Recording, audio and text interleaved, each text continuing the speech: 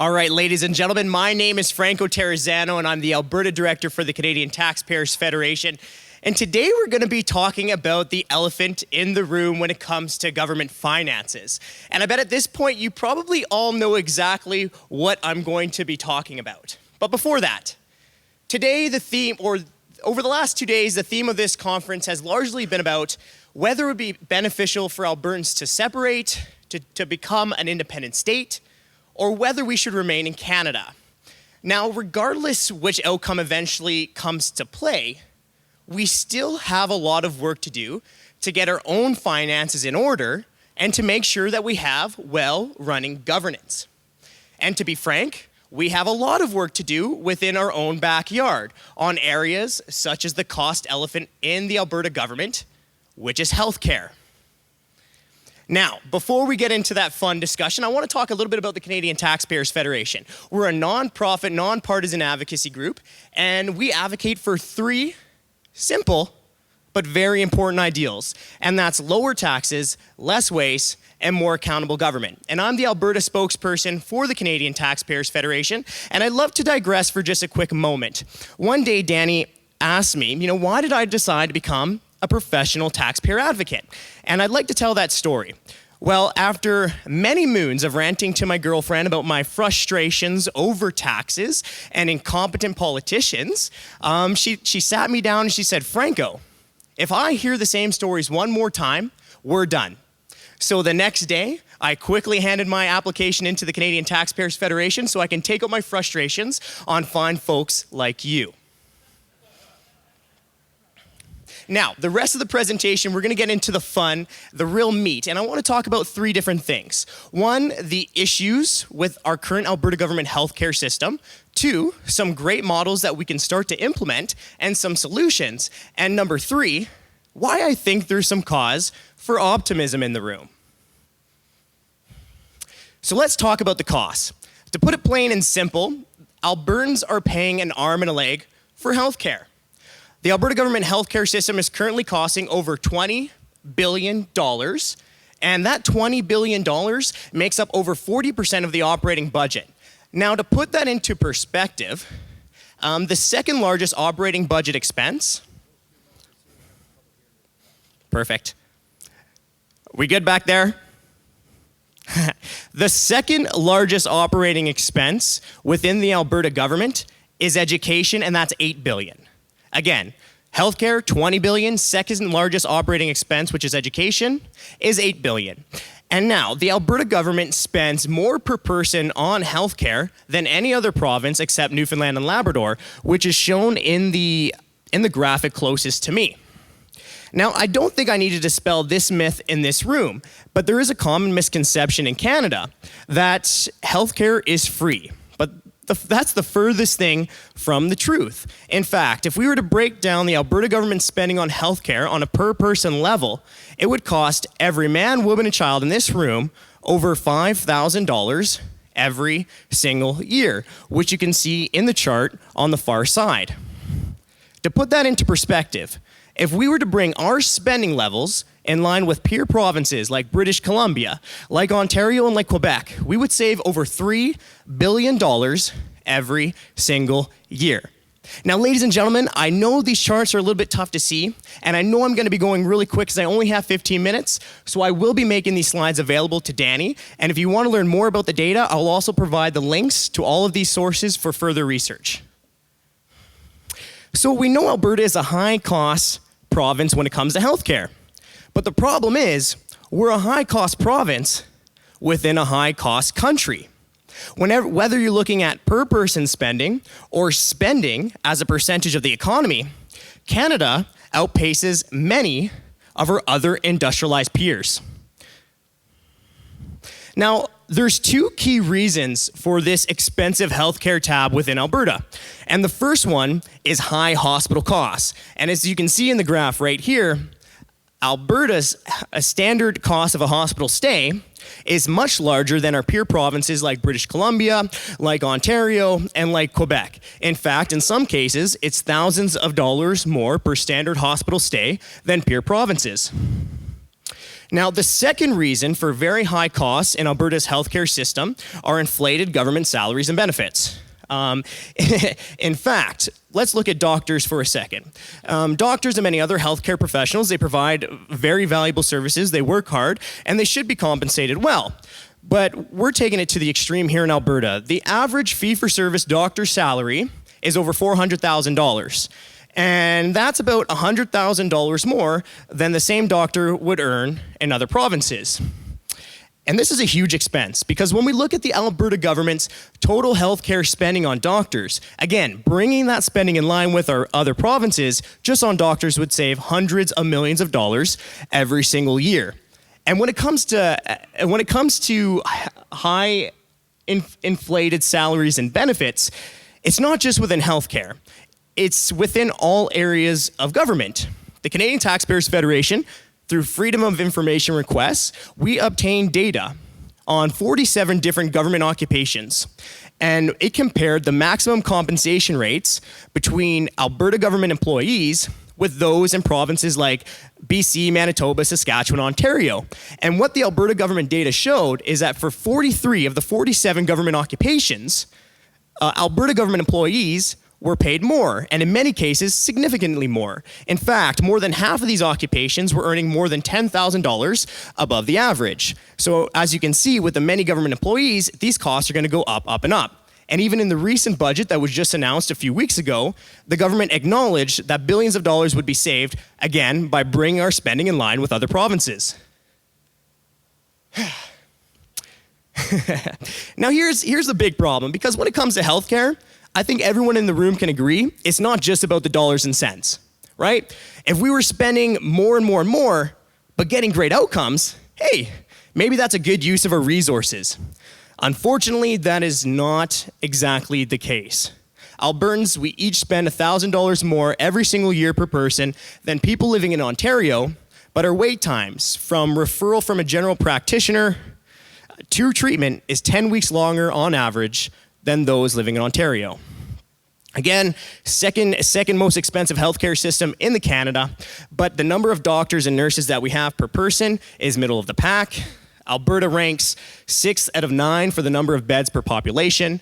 And remember, we're paying so much for hospitals, we should be getting better care. We're 7 out of 10 for total procedures per population.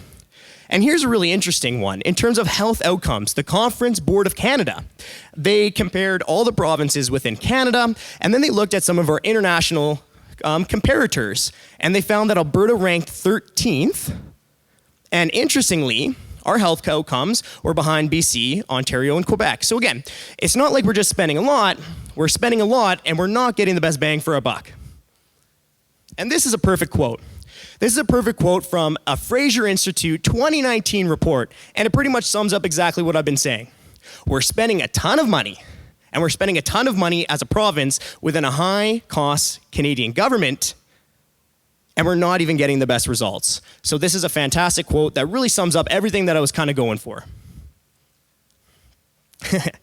In a moment, I'm going to be talking about some solutions to the problem, and one of those solutions is opening up the healthcare system to the business community, to having more private offerings, more entrepreneurial spirit. And a lot of times, I get, whoa, Franco, hold on a second. We're going to have a two-tier system. Well, in many respects, or in some respects, I should say, Alberta already has a two-tier system. Those waiting in line for treatment, and those flying abroad to get their medical solutions. And then I'll also hear, what about equal access? Well, my question to those people are, equal access for what? For long waiting times?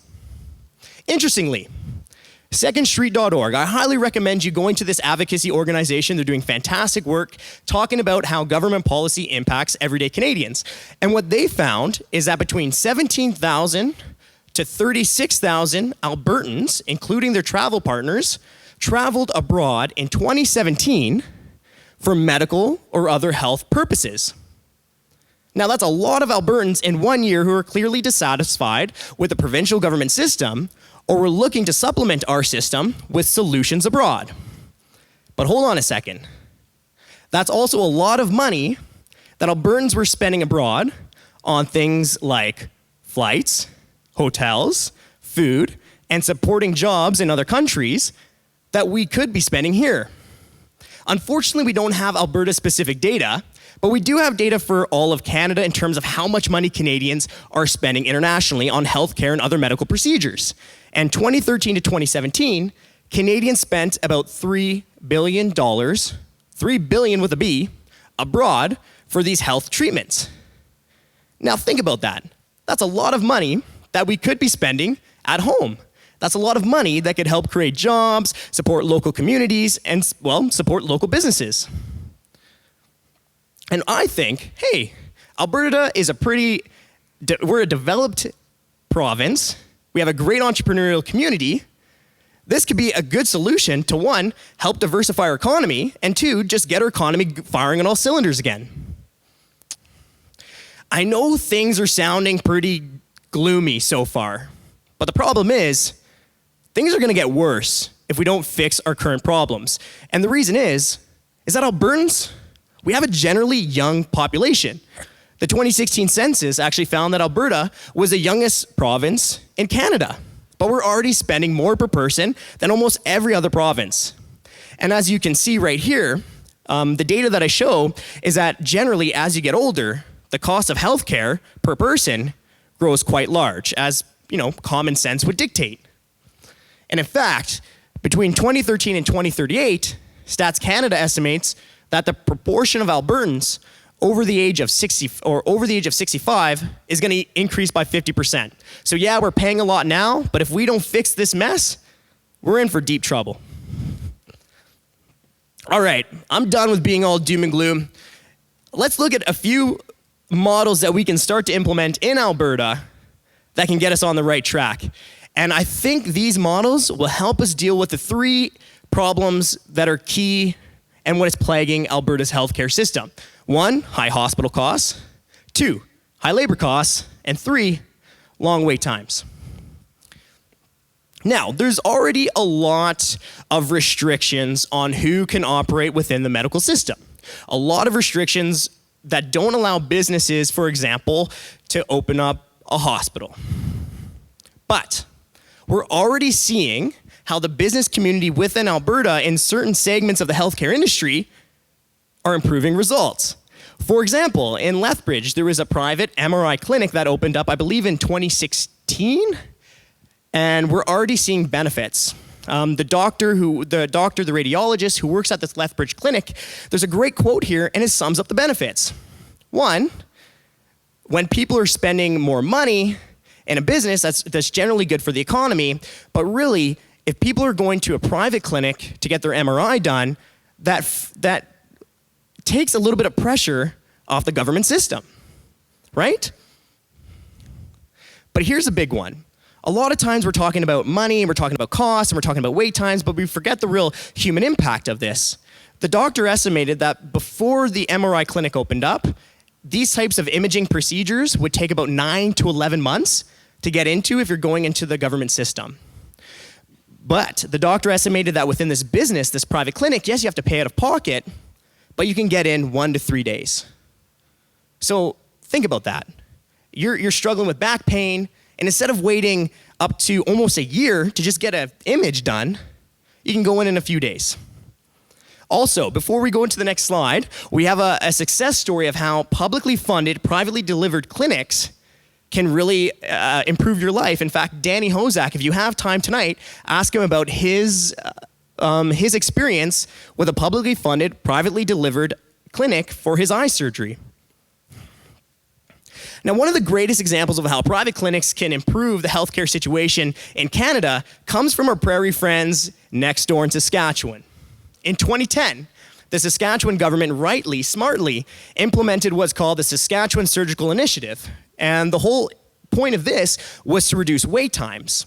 So what they did is they put 34-day procedures that were typically done in hospitals to private clinics. Again, publicly funded, privately delivered healthcare options. And what happened is that they were always less expensive in the clinic. Always less expensive than clinic. And on total, it saved 26% when done in the private clinic versus in the government hospital. But the big benefits of this system go far deeper than just saving money, which is important, but it's definitely not the whole story when we're talking about healthcare. In 5 years after this initiative happened, where they moved government hospitals to private clinics, the number of Saskatchewan patients waiting more than 6 months for surgery had dropped by a whopping 96%. Please. You know, as a taxpayer advocate and a person who's just kind of a geek when it comes to numbers, I often talk about the dollars and cents. But the dropping the wait times or the people who are waiting more than 6 months by 96%, like that is the real benefits here of opening up an archaic system to allow more entrepreneurs, allow more innovation, allow more businesses. But wait, there's more. There's more human benefits, okay? Number one, it reduced wait times. It freed up resources for the government system. It was more convenient than going to a hospital and waiting in a hospital. And here's a big one. When you allow these operations to be done in private clinics, it reduces the risk that patients come into contact with the flu or other hospital-based infections. So there was a health benefit to it as well.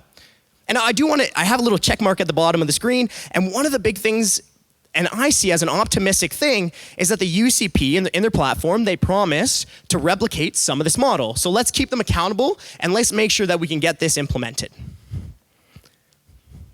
Other way. Now, I want to talk about our friends in Quebec. I feel like we've been talking about Quebec a lot. You know, sometimes we give them a hard time, and rightly so, right? However, I want to talk about the Chihuly case. And it was a Supreme Court of Canada case in the mid-2000s. And what it did is that it struck down Quebec's ban on the prohibition of private health insurance.